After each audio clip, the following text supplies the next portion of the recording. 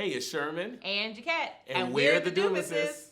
And we have an important message or story to share with you guys today. Just a little bit of an update about our journey. Yeah. You know, in 2008, we were researching church planting. And we were looking all over the web. We were having phone meetings. We were meeting people online and connecting with people who had church planting experience. And while we were doing so, we ran across an article on John Eckhart, Apostle John Eckhart's website by a man named Dr. Matthew Stevenson, sharing about the power of God, the power of the kingdom, and actually establishing New Testament churches. Yeah. And so from that article, I mean, out of everything that we had researched and conversations we had, that one really stood out to us, and we decided to take it a step further. And we planned a trip from Tulsa, Oklahoma, where we were living at the time, to Chicago, Illinois, to visit this church led by Apostle Matthew Stevenson, Dr. Matthew Stevenson, called International Church of Fire. Oh my God, that was what it was called. ICOF for short. ICOF. And so we drive there, we attend this worship experience there that day, and afterwards, later that evening rather, we met with the Stevensons for dinner.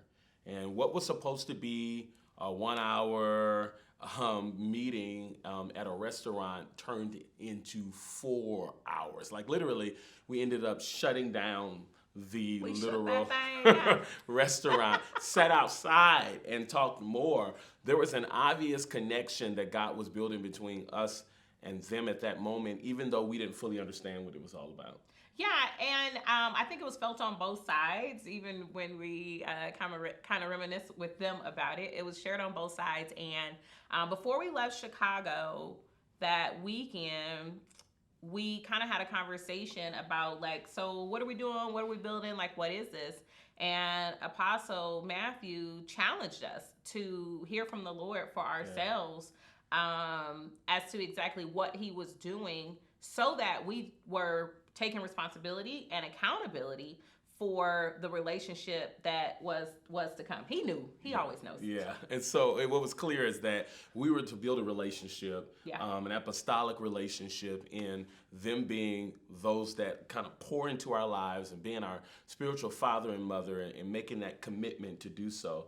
It was later on that same year that we were invited to come for an event that they were having, as they were beginning a network of churches. And so we got to come.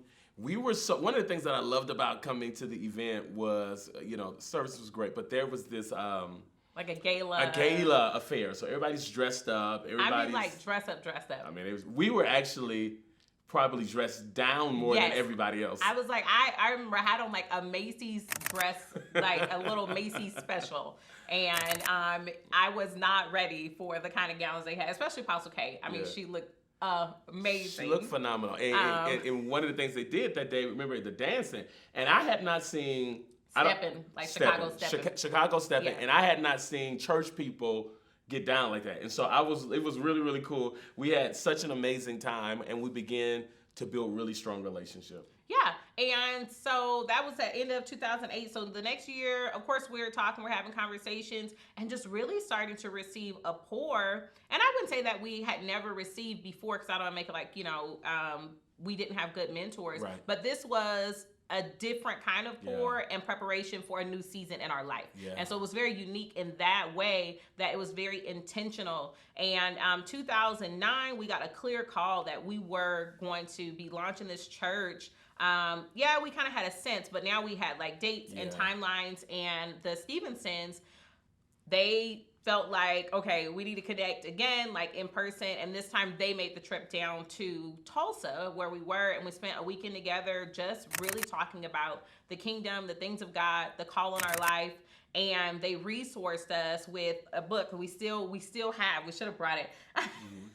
Well, we have a book of prophetic words Yeah. to send us into this journey. And as we go through that book and just highlight all of the words that have come to pass, Yeah. it has followed us for years and years and years and really comforted us and brought us rest for the things that we were experiencing. But they brought that book of prophetic words from prophets from their church Yeah, and like connections prophets, that they had. elders at their church that Yeah. gave word. And a stack of books. A So, huge stack of Yeah. books to resource us yes. for what God was calling us to do. And what I loved about it, what stood out to me, is that they came on their own dime. They just wanted to come and just pour into us. And they didn't only come and we talked about church things.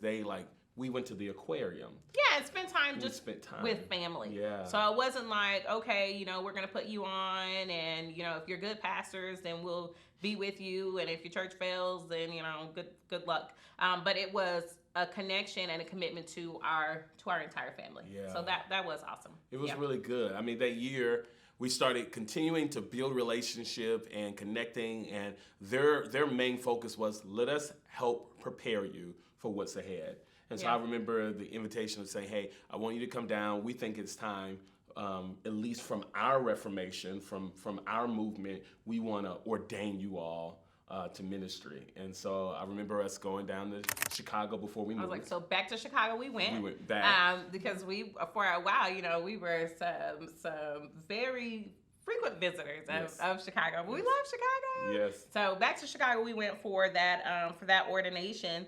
And then big next step was Yeah. launching the church. We launched the church. And our very first donation after the announcement, because we raised a little bit before, but after even the announcement was Apostle asking us what do y'all need? And we're like, we really need some drums. Yeah. And so he purchased us our first set of drums, and we held onto those drums as long as we could. My God. We had those drums propped up, but Yeah. that he sent his seed, and then a year later came to speak directly into our church Yeah. again as we celebrated the 1-year anniversary Yeah.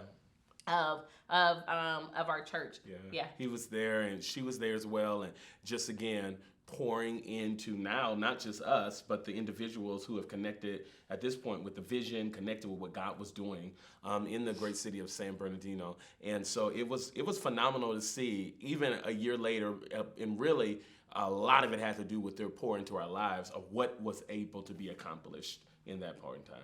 Yeah. That space and time. Yeah, I think just having the confidence to pioneer an autonomous church, Yeah. still being connected and covered, but not necessarily in the denomination that we were used to. So it was a lot of change, a lot of new, a lot of push into the supernatural and prophetic worship and all of these concepts that we didn't exactly grow up with. Yeah. And so the model that was set for us, and then also just the support as far as questions and possible approaches, was just really helpful for us in those formative years. And so that actually was the same year, 2011. Yeah.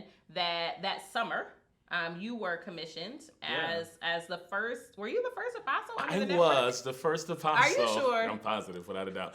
I was the first apostle that Dr. Stevenson's ever commissioned, and that's an honor, by the way. And I was very, very pregnant. You were very pregnant. You were pregnant with twins. Yeah. And I want to say this about this: I had no understanding of anything about the apostolic or even my call to it until we met him. And him giving us, again, these resources that help us really realize who we were. And a language for it. A language. That was amazing. A language beyond just the title of apostle.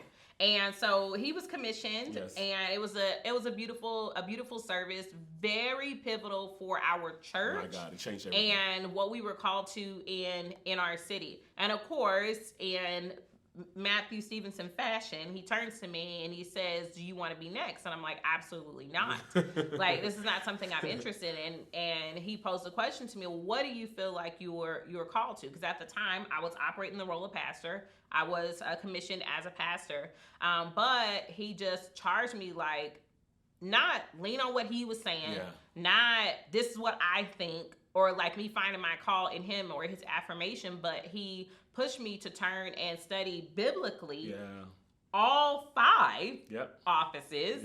And for me to identify using the word, and of course some of his guidance, you know, if I needed or had questions, like what I felt like I was really called to. And that was great for me because it allowed me to grow so much as an individual and not just kind of step outside and rely on my leader to kind of just say it and I fall into it. Yeah. And along the journey here now, we got to watch the evolution of everything. We got to see the expansion of the vision and the mission that God had given to the Stevensons, and now there's many more churches that had started to connect at this point with the vision and connect with what God was doing. And so what was then formed as Global Fire Alliance. Global Fire Alliance. Yeah, what you know about that, GFA? See, y'all know about the collective and all that. What you know about GFA? They don't know nothing about that. With the globe and then the fire coming around. The globe. Yeah. So the Global Fire Alliance then evolved into what was called the GATE Network. Yep.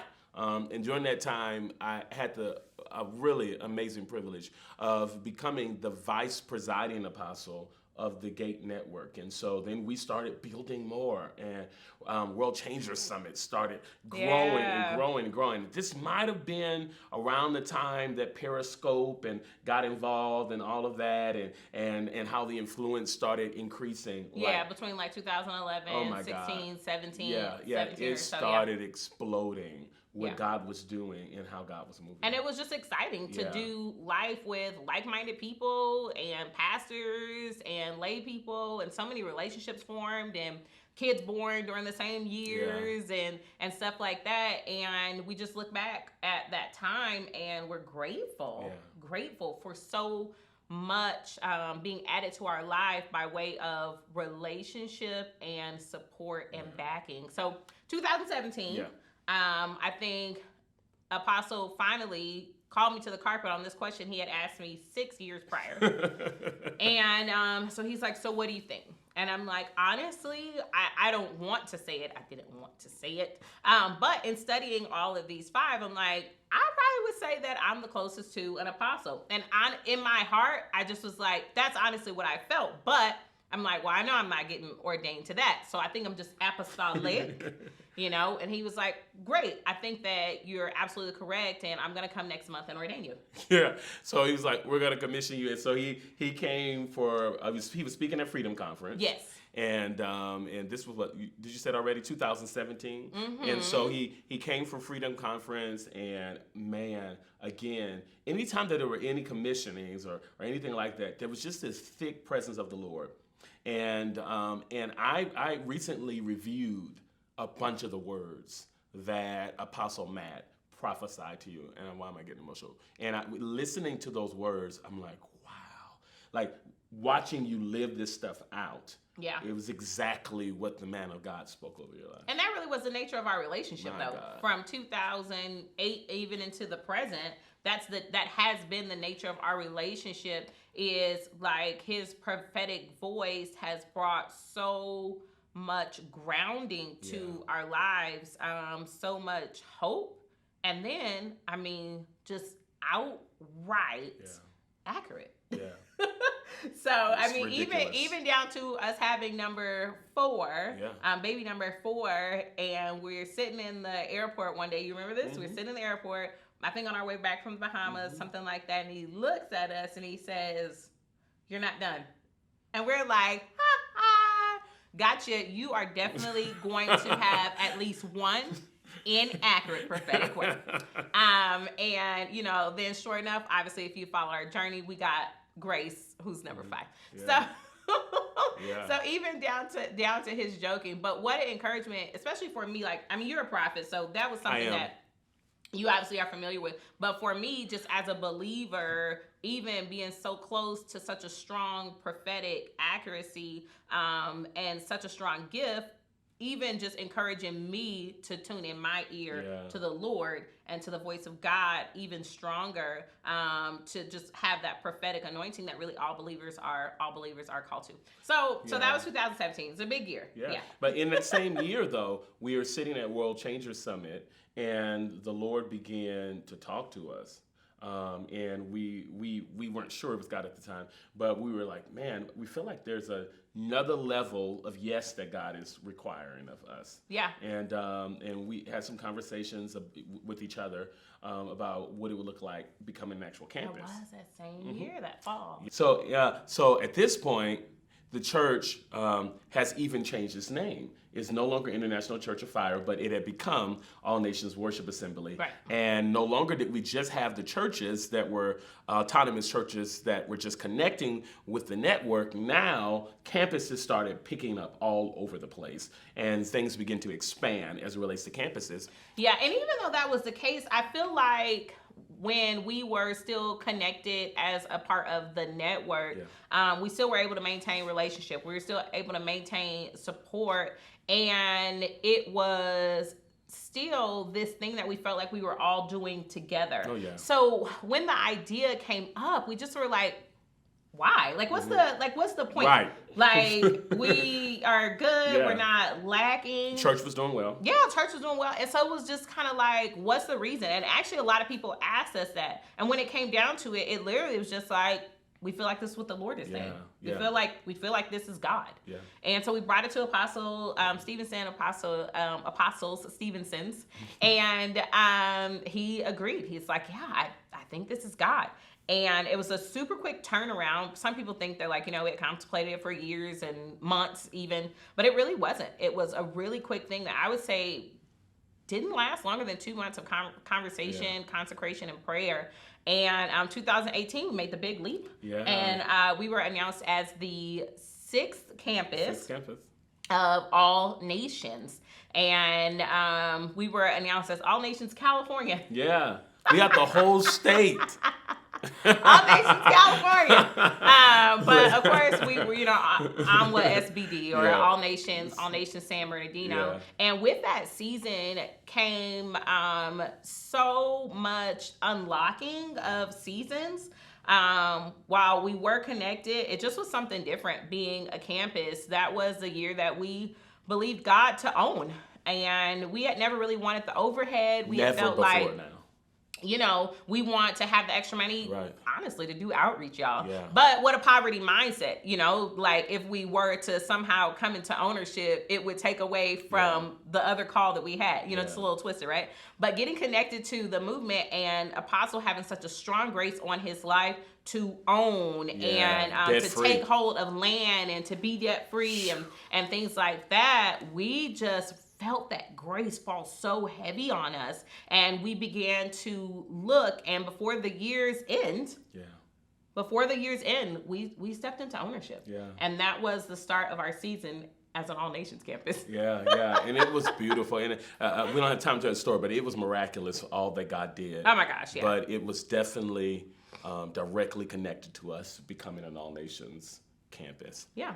And so fast forward, we had 4 years as a campus. If we fast forward to now, 2022, and the beginning of this year, and I think everybody could agree, just post-pandemic period, we have been kind of reimagining what the church, what the Lord's church looks like. How do we stick to the biblical church, but also respond to the society that we're currently living in? And so there was so much restlessness over the people of God and their future, and so much transition, and even us making a personal transition to expand and live in 2 states.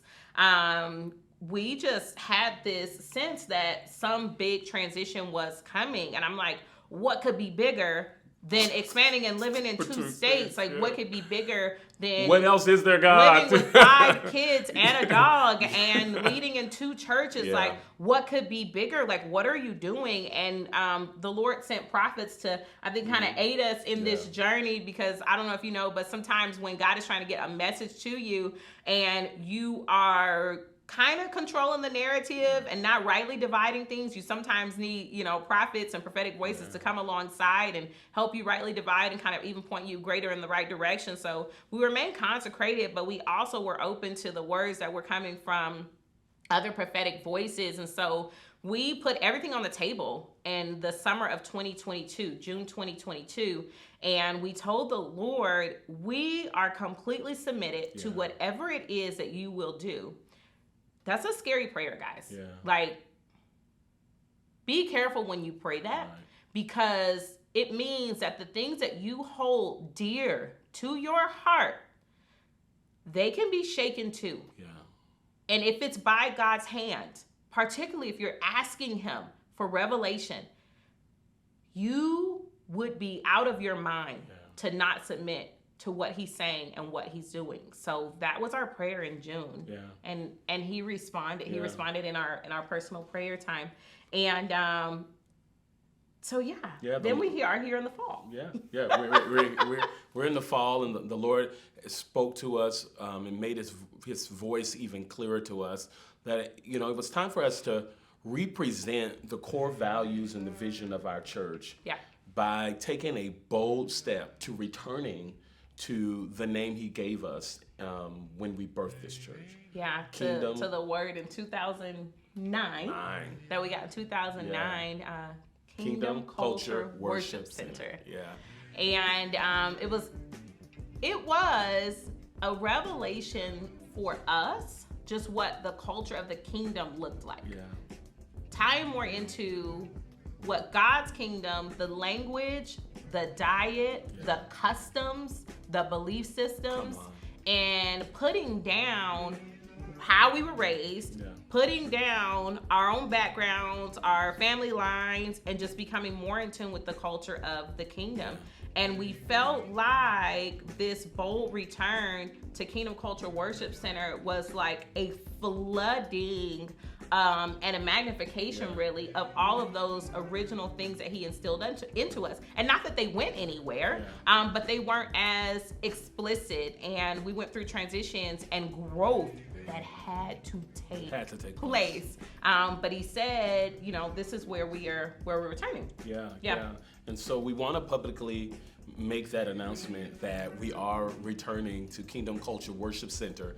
But we also want to say how much the Stevensons, as we have stated this time, have meant to us, our story, our church, our family, and our desire, our heart is to be able to remain in relationship with the All Nations movement, you know, and we believe God's best for all nations. Obviously, we were a part of helping it start, and so we believe nobody birthed something and it's like, you know. But I think, and if it's too much, you can obviously edit it out.